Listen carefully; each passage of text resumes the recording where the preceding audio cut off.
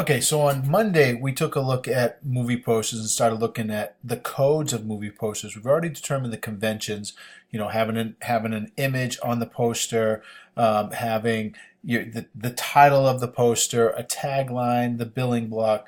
Those are all the conventions, and then we got a little bit deeper and talked about the codes, the symbolic aspects, whether it's something in the image or the way the fonts are. And we've looked at a couple of different posters. We ended up looking at Bruce Almighty to start. We looked at Gravity, and we looked at American History X, and this left us with two more movie posters. So we're going to do this together in a little bit different way. So what I'm going to do is I'm going to start with Dead Poets Society, and I'm going to play the trailer for you on the screen here, and then we'll talk about the poster. So here's the trailer. Gentlemen, what are the four pillars? Tradition, honor, discipline, excellence. Banners up. Welton Academy for Boys, a breeding ground for the future leaders of America.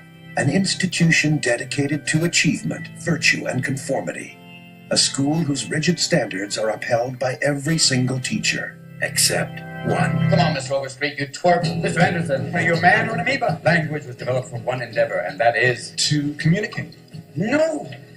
To woo women. Mr. Keating. Some people like to rock, some people like to roll, but moving in a groove is gonna satisfy my soul. Let's have a party. Touchstone Pictures presents Robin Williams as John Keating, teacher, Well, is this a dagger I see before me? philosopher, I like Byron. I give him a 42, but I can't dance to it. orator, Oh, Titus, bring your friend hither. and founder of the Dead Poets Society. A bunch of guys sitting around reading poetry. No. Ding. Thank you for playing anyway. What's the Dead Poets Society? The dead poets were dedicated to sucking the marrow out of life. Spirits soared, women swooned, and gods were created. Not a bad way to spend an evening, eh? I hereby reconvene the Dead Poets Society. To strive. To seek. To find. Gotta do more. Gotta be more. Dare to walk a new path. Dare to strike out and find new ground. I'm hearing rumors, John, about some unorthodox teaching methods in your classroom. Break out. I'm gonna do it! John Keating. He began by teaching English.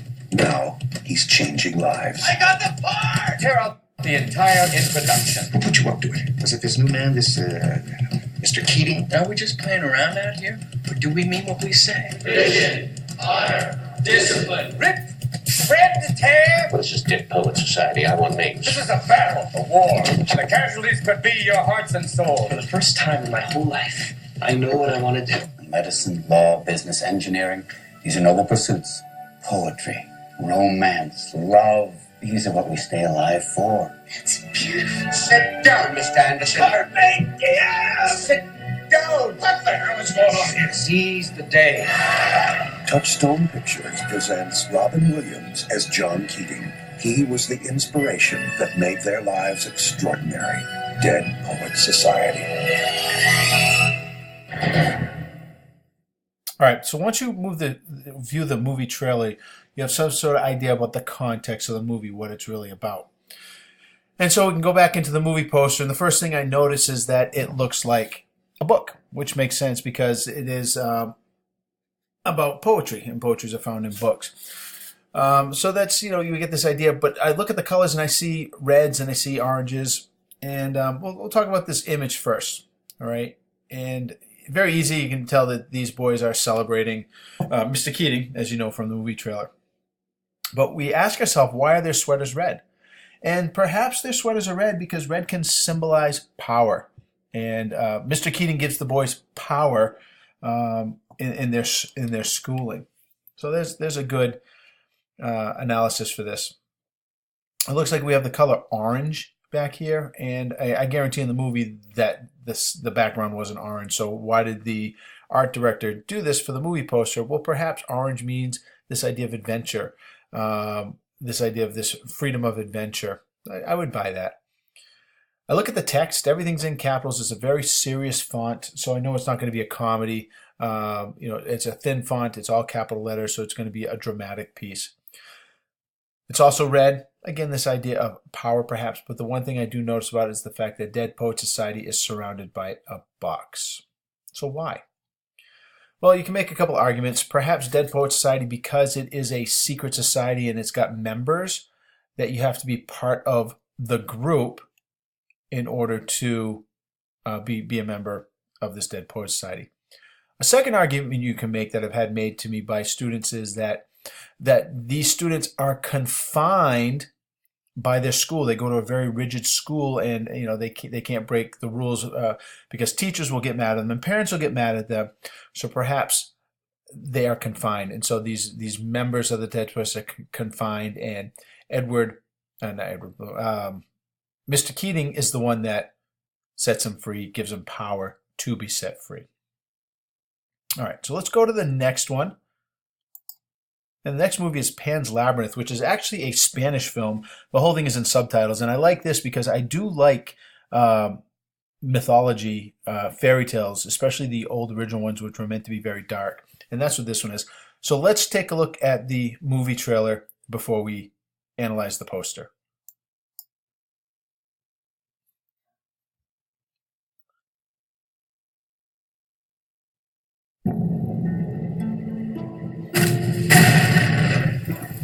In a dark time, when hope was bleak,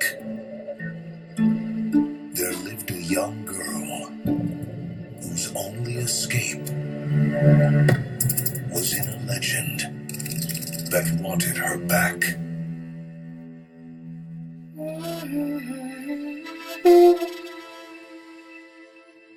The legend speaks of the lost soul of a princess from another world who will one day be reborn. There will be signs that mark her return.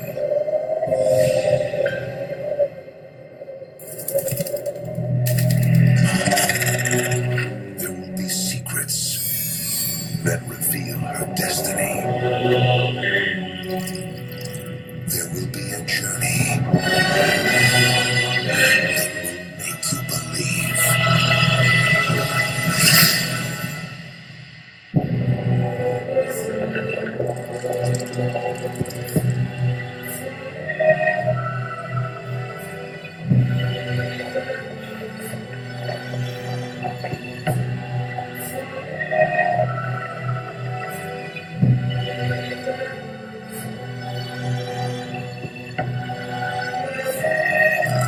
From Picture House and the imagination of Guillermo del Toro.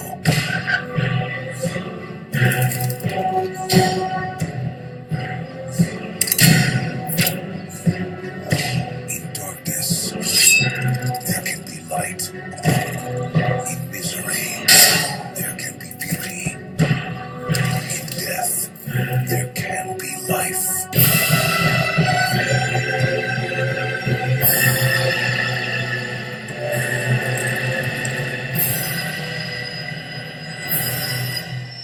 Pan's Labyrinth.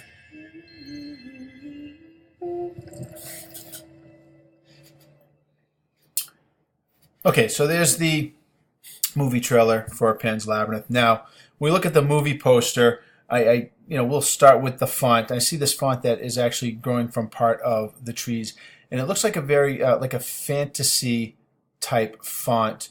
It almost reminds me of Big Fish a little bit. So this adventure, I see a moon here, all right, for a comma. I see this part of the vines that are growing. So perhaps these letters are supposed to be the vines.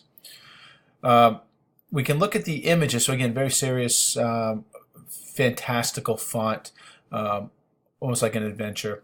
Now I look at the poster and I see a lot of things. First, I notice a lot of blue in the forefront of the scene. And one of the things that blue can stand for is sadness. And indeed, the main character, the little girl, is in the real world, it's a very depressing world.